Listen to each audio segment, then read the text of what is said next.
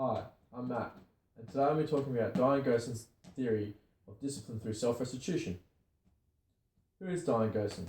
Diane Goson is from Saskatoon, Canada, and has been an elementary teacher, a high school teacher, a special education teacher, university teacher, and the director of an alternate school for EBD students. Diane has worked with kids from all ages and has had a motivation to do more in a classroom than just teach a lesson. She has dedicated herself to the research of discipline through self-restitution in the classroom environment. Diane is an author of Restitution, Restructuring School Discipline Using Restitution. She has worked on restitution theory with hundreds of school systems in Canada, the United States, and actually in many countries all over the world. In 2001, Goson received the YWCA Woman of Distinction Award in the Lifetime Achievement category. So what's her theory? Goson calls attention to a few issues that have remained unchanged in schools over recent decades, but the one issue Goson has focused her research on is discipline in the classroom. Discipline continues to be the number one concern of teachers. Goson came up with a theory of discipline through self-restitution, an approach that provides an environment in which students who have behaved inappropriately are encouraged to reflect on their behaviour, identify the cause of the problem, and create a new way of behaving that is better for themselves as a person. Goson's approach is not focused on student faults or mistakes, but instead helps students learn how to make things right within themselves, as well as whomever or whatever they have offended or damaged with their behaviour.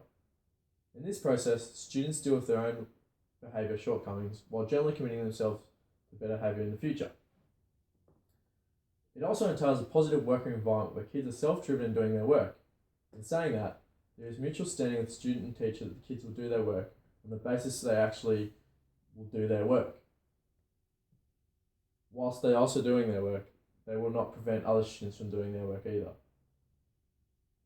Goson has a philosophy about self-restitution that involves getting children to discover and understand their own beliefs, but also the importance of respecting others too.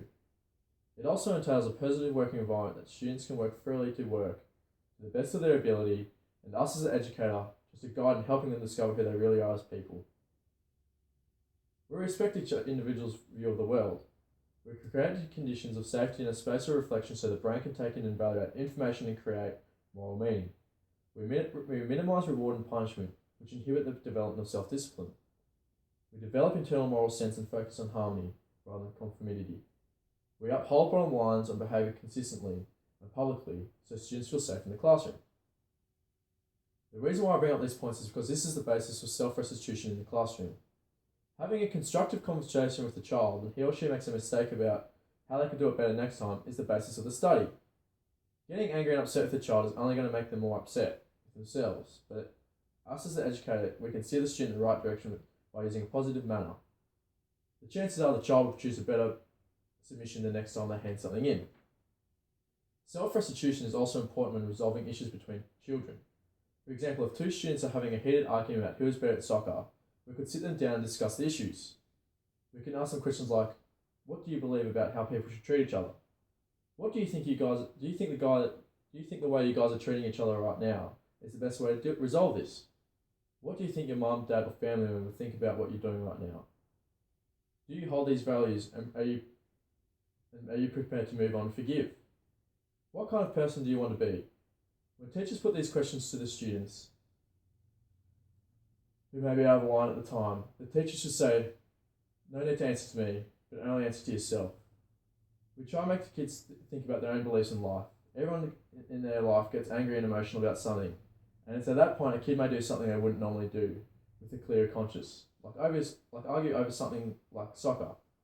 We can't change our lives unless there is honesty within. Let the students have time to reflect on these questions.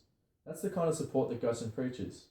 Diffuse a situation with questions about self-belief, and that's when the child's self-discipline comes into play, because they will end up diffusing the situation themselves due to the disciplines of their own self-beliefs.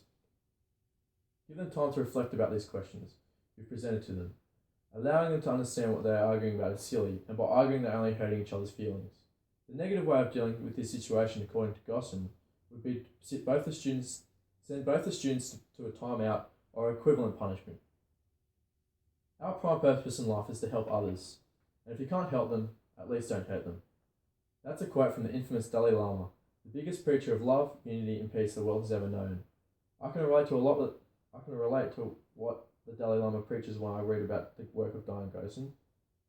The reason I can relate to Diane Gosen's work to the Dalai Lama is because of the similar moral meanings. Obviously, the Dalai Lama has a much bigger idea for peace, love, and respect and unity spread globally, but Diane starts in the classroom, the first place where a teacher can influence a young person's life. If we apply Diane's theory to a classroom of young, influential minds, there can only be positive repercussions from it. Of course, there is a few negatives of Gosen's theory. There is no guarantee Gosen's theory works in every situation and has the same influence on every child, but it's a great initiative to bring to a classroom of kids.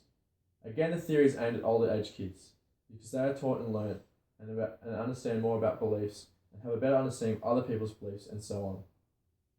It is also a long-term approach. It will take a while for most kids to understand the concepts of the theory, not only in the classroom environment, but also in everyday life. Thank you for listening to my speech.